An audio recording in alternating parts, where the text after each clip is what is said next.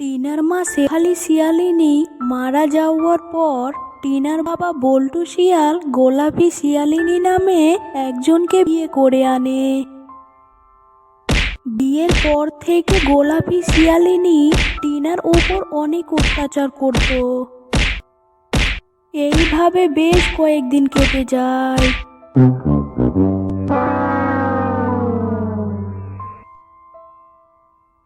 সৎ মায়ের অত্যাচার সহ্য করতে করতে টিনা অনেকটাই বড় হয়ে গেছে। টিনার মিনা নামে একটি সৎ বোন ছিল। একদিন টিনা রাত্রের বেলা তাদের ঘর ঝাড়ু দিচ্ছিল, তখনই সেখানে মিনা চলে এলো আর বলে, আপু, তুমি রাত্রের বেলা ঘর ঝাড়ু দিচ্ছ কেন? ঘর তো পরিষ্কারই আছে, ঘুমাতে যাবে না? যাও, ঘুমাতে যাও। শোনো আমার আদরের বোন, ঘর ঝাড়ু না দিলে যে তোমার পায়ে ময়লা লেগে যাবে। ঘর ঝাড়ু দেওয়া হয়ে গেলে আমি চলে যাব, তুমি গিয়ে মায়ের কাছে ঘুমিয়ে পড়ো তো। না আপু, আমি তোমাকে রাত্রের বেলা ঘর ঝাড়ু দিতে দেব না, তুমিও চলো ঘুমাতে। এই বলে টিনার সৎ বোন মিনা ওর কাছ থেকে ঝাড়ুটা কেড়ে নিল। আর ঠিক তখনই গোলাপি শিয়ালিনী সেখানে চলে এলো। টিনা, তোর এত বড় সাহস, তুই আমার এতটুকু এক মেয়েকে দিয়ে ঘর ঝাড়ু দিয়াচ্ছিস? তোর সাহস হলো কি করে আমার মেয়েকে দিয়ে ঝাড়ু দেয়াস? মা, তুমি ভুল বুঝছো, আমি মিনাকে দিয়ে ঘর ঝাড়ু দিয়াচ্ছি না মা। ও তো এমনি এসে আমার কাছ থেকে ঝাড়ুটা কেড়ে নিল। ঝাড়ু কেড়ে নিয়েছে না তুই দিয়েছিস সেটা আমি ভালো করেই জানি। আমি তোকে দিয়ে কাজ করাই, তার জন্য তুই আমার মেয়েকে দিয়ে কাজ করাচ্ছিস না?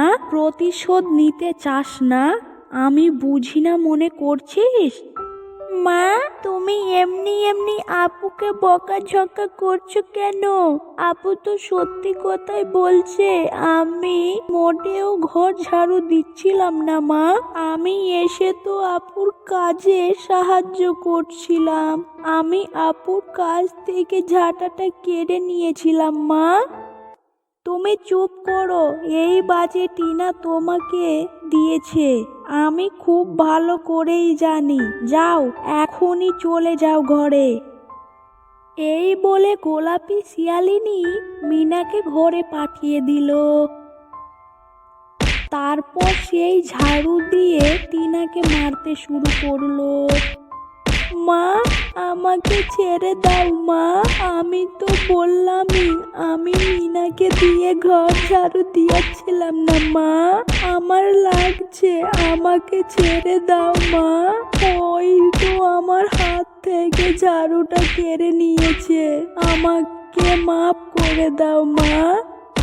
মাফ করে দেব হতচ্ছাড়ি? তোর মা তো মরে গিয়ে বেঁচে গিয়েছে, তোর মায়ের সাথে মরতে পারিসনি আর এক জঞ্জাল আমার ঘাড়ে চেপে দিয়ে গেছে।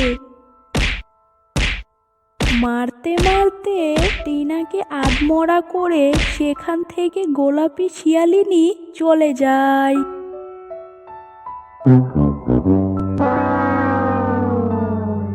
কিরে নবাবজাদির, বুঝি এখনো ঘুম ভাঙেনি? বেলা কত হয়েছে, সে হুঁশ কি তোর আছে? যা, তাড়াতাড়ি বাসনপত্রগুলো মেজে নিয়ে আয়। এইভাবে বাপ মায়ের অত্যাচারে কাটছিল টিনার দিন। একদিন টিনার বাবা বল্টু শিয়াল বাজারে যাবে বলে বেড়াচ্ছিল। মা, টিনা, এই নাও 100 টাকা, মজা কিনে খেও। আর মা মিনা, এই নাও 50 টাকা, তুমি এই 50 টাকা দিয়ে মজা কিনে খেও। বউ, আমি তাহলে বাজার যাচ্ছি। এ বলে বল্টু শিয়াল বাজারে চলে যায়। তোর বাবা তোকে 100 টাকা দিয়েছে তাই না? ওই টাকাটা আমাকে দে। মা, বাবা তো আমাকে এই টাকা দিয়েছে মজা কিনে খেতে, কিন্তু তুমি কেন চাচ্ছ এটা মা? বয়স তোর কত হয়েছে খেয়াল কি তোর আছে? এখন কি তোর মজা কিনে খাওয়ার সময়? এখন কোনো মজা টজা খেতে হবে না, টাকাটা আমাকে দিয়ে দে। 2 বছরের মধ্যে বিয়ে দিতে হবে, সেই কিনা খাবে মজা। এই বলে গোলাপি শিয়ালিনী টিনার কাছ থেকে 100 টাকা ছিনিয়ে নেয়। ওই দেখ, ওখানে 1 বালতি কাপড় আছে, যা এক্ষুনি কাপড়গুলো ধুয়ে নিয়ে আয়। এইভাবে সেই দিনটাও কেটে গেল।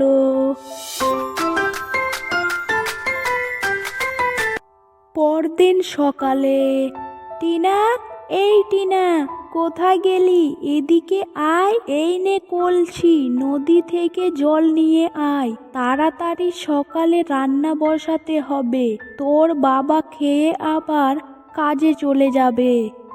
ঠিক আছে মা, আমি এক্ষুনি নদী থেকে পানি নিয়ে আসছি।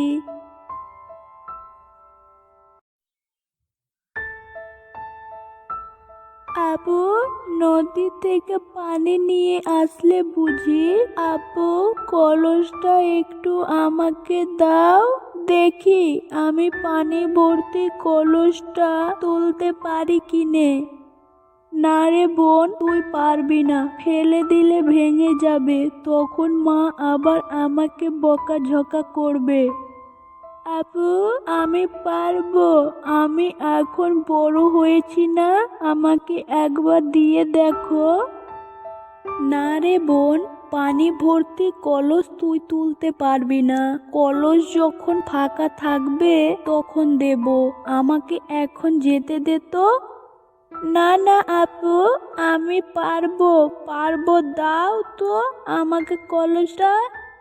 এরপর জোর করে মিনা টিনার কাছ থেকে কলসটা নিয়ে নিল। দেখেছো আপু, তুমি না বললে আমি কলসটা নিতে পারবো না, দেখো আমি কত সুন্দর করে নিয়েছি। এসব বলতে বলতে মিনার হাত থেকে মাটিতে কলসটা পড়ে ভেঙে যায়। আর ঠিক তখনই সেখানে গোলাপি শিয়ালিনী চলে আসে। হায় হায় রে, দেখেছো সতীনের বেটির কাণ্ড, কলসটা কিভাবে ভেঙে ফেললো? মা, কলস তো আমি ভাঙিনি, মিনা ভেঙেছে। দেখেছো সতীনের বেটির কাণ্ড, নিজে কলস ভেঙে এখন আবার আমার মেয়ে মিনা নাম দিচ্ছে। দাঁড়া, তোর মিথ্যা কথা আমি ছোটাচ্ছি।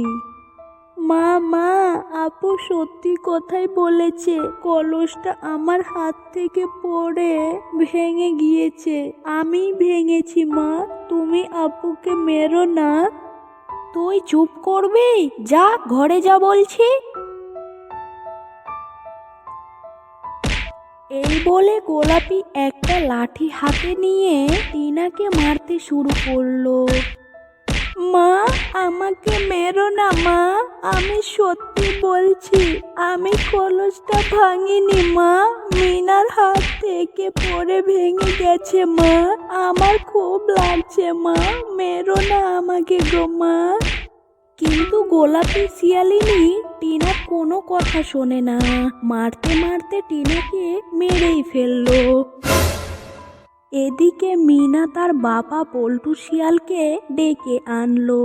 সেখানে বল্টু শিয়াল দেখতে পায় তার মেয়ে টিনাকে গোলাপি শিয়ালিনী মারতে মারতে মেরেই ফেলেছে।